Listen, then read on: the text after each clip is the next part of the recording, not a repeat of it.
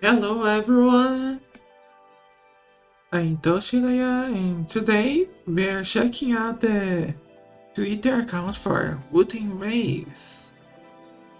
Why? Well, obviously it's not because I want to see the showcase for Xiangli, or the showcase for Xiangli, but because they just sent out their new devs notes, and that's awesome. Because I was waiting for this, just so I could make a video about it. So let's check out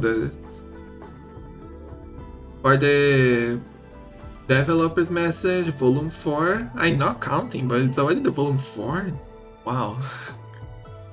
We can see that the first title here is version 1.2 optimization preview with a special note from the developers. That's different from the other ones, I'm pretty sure.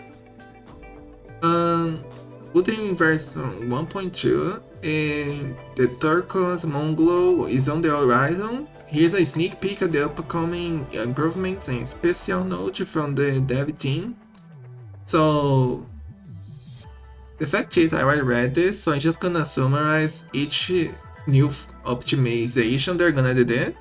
But you guys can read it while I'm doing it real quick. So first they're gonna do a feature that you can customize your lock-on feature.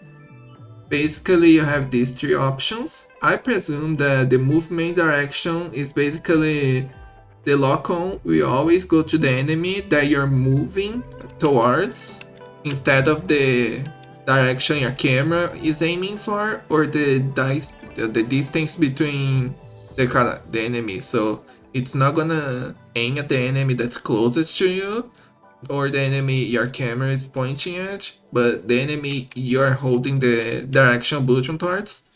Camera direction is obvious, and the distance focus is also kind of obvious, probably gonna be the closest enemy to you. Sounds fair enough. Now for the second utility we have the Hoverdroid shooter.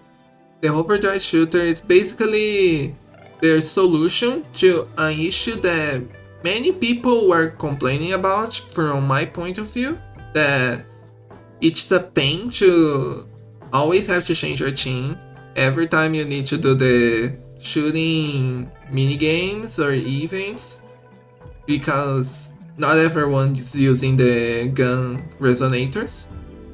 So in this case you can always just use the Hoverdroid and you do not need to change your team anymore for that, which might help a lot of new players when they're exploring the Mount Firmament now. So I think that's a great change. With the third one, you can already see this from what I'm letting you know. It's the new feature to start access Waveplates. How this is gonna work is basically that when you reach the max in Waveplates, then it's gonna start charging the crystals instead, and the crystals they charge is slower than the wave plates. So basically they are double the time of the wave plates. The wave plates are like 6 minutes per one. Now it's gonna be 12 per crystal. So you can probably charge this for pretty much 5 to 7 days. I'm not sure the exact time. So you can probably stay one full day to charge up the crystals. No, to charge up the wave plates. Then you can spend 5 more days before the wave plate crystals are full, because they charge up to double the normal number. And for the 40 new feature they're gonna do that is the option to see again the Resonator showcase feature. Basically when you get a 5-star, you see this animation and they're basically allowing you to watch it again and again and again as many times as you want. And they are also adding a sneak peek to the showcase of the new operator from 1.2, that's Xiangli. at the very end of this, if you pay attention. It starts sleeping there. That's so freaking good. Now the 50 is probably the one that a lot of people I heard are complaining. I don't know why, because I don't think it's that important, but they're gonna do the option to use 120 FPS option on select FPC devices. By the way, I'm pretty sure they are gonna put this on PCs that can handle it, because if you cannot handle it, I don't think it's a good idea even to have it. But they're allowing you to do it now, so if you guys like that much options, that's perfect for you.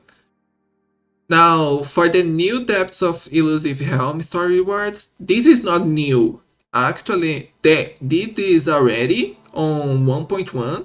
That when Xiangli banner was released, they actually updated the store for Depths of Elusive Helm. But I think not everyone noticed it, because I didn't see people talking about it at all. So yeah, they're just mentioning what they did on 1.1, and they're gonna be and promising they're gonna keep doing that. So during the first part of each patch, so the first part of 1.2, they're gonna add in a new features for Elusive Helm, new stuff, new rewards, and at the second banner, the second part of the patch, they're gonna do the more rewards instead of just a single new Resonator. That is the second banner. So this is a good thing, because everyone is getting more rewards, so there's no complaints here at all. I'm pretty sure this is great. Oh, and this time they're actually gonna send a system mail reminder for everyone. Now the 71 is kinda meh at this point, because they're already doing this a lot, you know? With 1.1, we already got a lot more options for daily quests, so it was already super easy to finish our daily quests. So now they're making it way easier by increasing the rewards, the activity points you get from completing this mission of 180 wave plates per day, from 20 to 60. So basically you just have to do your daily quest and spend your wave plates. That's it. Now, a special note from the developers that they are making everyone know that in this update, I already predicted this, but in 1.2 there is not gonna be actual story progress. Instead of story progress, they are probably gonna be focusing on lowering the progress of the story and increasing the content somehow, or they're gonna be working on increasing the content and fixing issues. That's basically what they're saying here. And they're also announcing something that people were, yeah, the rumor was around already. So the rumor that Xiangli Yao will be a character that you can get for free is now confirmed by themselves. So during the second half of version 1.2, you can get him. And if you want to know how, it's basically this event here, Moon Chasing Festival. In this festival, you can get him after completing a few missions. It's not difficult at all, so everyone will get him for free. This guy. And if you're asking, well, so what do I do about the first banner? He is the first banner for 1.2, but you don't have to pull for him if you just want him for free. And if you want his weapon, because it's a really good gauntlet weapon, I recommend pulling for it, because it's crit hate substat and it's very good, very useful, very strong for him. And he's a main DPS Electro, and he's pretty strong. He's not weak at all. I really recommend to have him in your team and maybe build him if you just want more damage, you know? If you're struggling with tower, it's probably gonna be the one to help you with that. But I was hoping for him to be free on the first half, but it's on the second half. So you guys, you will have a lot of time for saving pools, especially if you're skipping GG as well, because everyone by now probably heard of the Shorekeeper. But if you have not heard of the Shorekeeper, please make sure to save for Shorekeeper. She's a very good Resonator. I recommend you pull for her. Make sure to do that, okay? And this is it for the dev notes. Again, you guys should be prepared to get Shorekeeper because she's hot, she's beautiful, she's cool, and she's probably gonna be super nice to have, okay? I'm pretty sure she's gonna be great to have. She's a 5-star, and Yohu, who is the next 4-star, is also kinda useful because it's probably gonna be a sub DPS. It's probably gonna be a support shader. It's probably gonna be buff, but it's not going to be a main DPS. So don't really get your hopes up. You don't probably need to farm for him much. I don't know why I say him. Anyways, thanks for watching and see you guys next time. I can't wait to see this painting. Ciao!